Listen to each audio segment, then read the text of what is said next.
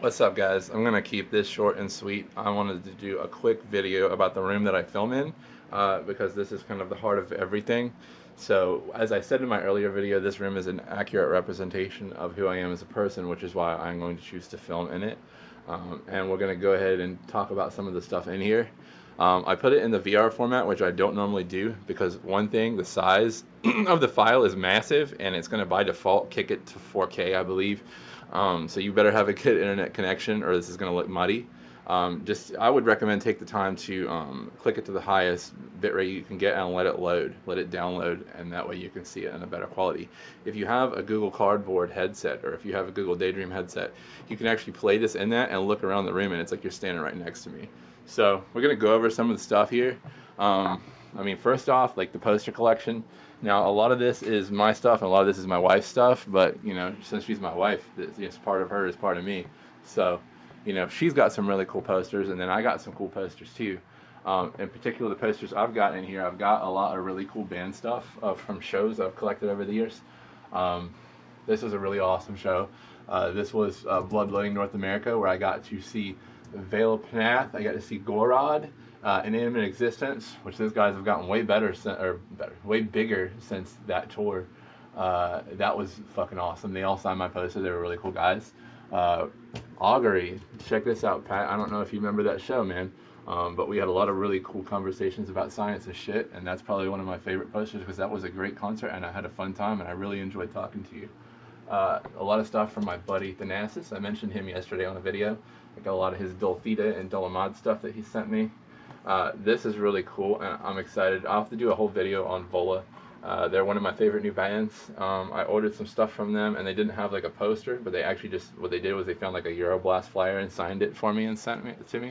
That I really like. But I can go on for probably 20 minutes just about the posters.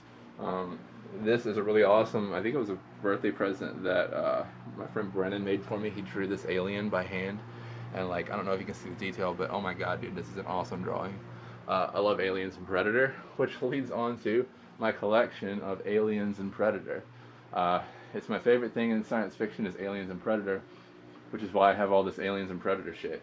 From my work desk, I've got stuff on my work desk. It's covering my walls. I've collected a lot of NECA stuff, which they probably make the best action figures, period. In my opinion, quality-wise and detail-wise.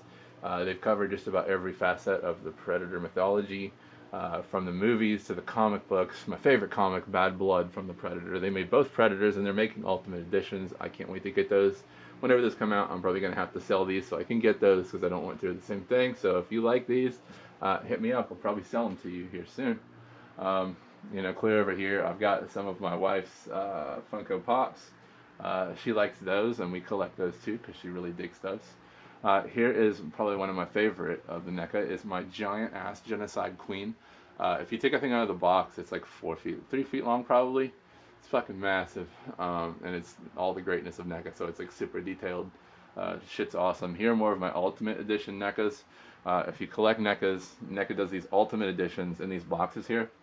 And why they're different is they come with a bunch of extra stuff. They're a little pricier, but what you get in those is like for a Predator, I know you probably can't see because of this video, but like you have the helmeted head, you have a separate helmet, and then you have the unhelmeted head, so you can swap those out. They come with accessories like Predator 2 Predator is the reason to have an Ultimate Predator because it comes with all the gadgets. If you've seen Predator 2, you know exactly what I'm talking about. So all of the spears and the discs and the net gun and all that shit is in the box, and that's just great. Like they did such a great job, and that's exactly what I wanted out of a Predator 2 action figure, and that's just freaking great.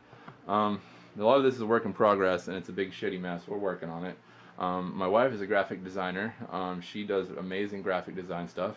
If you ever need logos or posters or stuff done, you definitely want to hit her up. She did the graphic design for this channel, and she wanted a shout out. So go check out my wallpaper and check out my logo and stuff. She made all that.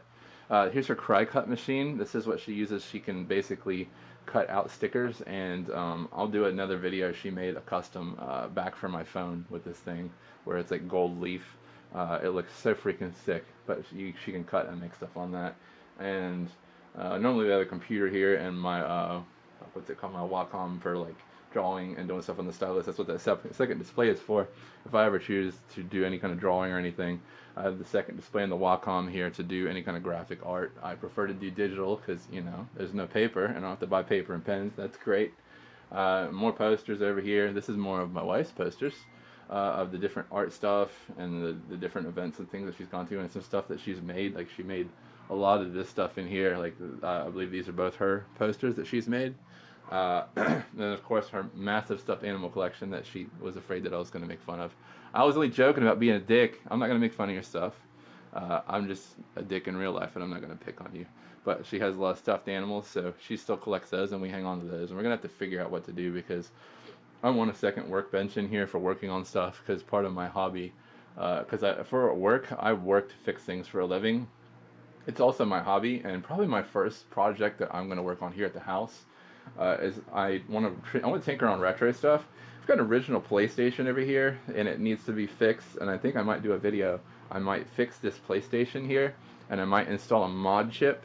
I want to keep that PlayStation and play those old PlayStation games, because that's what I started with. Like, I didn't get to have a Super Nintendo until later in life, so PlayStation was my first current console, so it's near and dear to my heart. Which brings me back to the workstation here. Anything that needs to be done on anything, I have the tools for. I have this quick 861 DW hot air station for removing chips and components from boards with actual precision. This, if you want a hot air station and you don't want to spend over $1,000, this is what you want to use. I would say if I had choice of any hot air station, since I've used several, this would be the one that I would use. As well as my AmScope microscope here. It's a great beginner microscope. I may end up upgrading if I choose to film a lot of the smaller stuff that I work on in here, because you can put a camera in one of the eyepieces, but it's not really, you can't work that way, you know, because you're looking through one eye, and that sucks. But I can take pictures and show you guys stuff. This is my Hakko FX951 hot iron. It's definitely my iron of choice. I have a really great iron at work that they've given me, but for home stuff, I use this because the actual, like, metal piece of the iron is almost the entire length of the handpiece, so that holds heat way longer. It allows me to work on stuff with a way bigger thermal mass without having to worry of, like, oh shit, is it going to stick to the iron? Or, you know, is it going to rip off? I get a nice, smooth, clean solder. Everything I solder with this comes so perfectly smooth.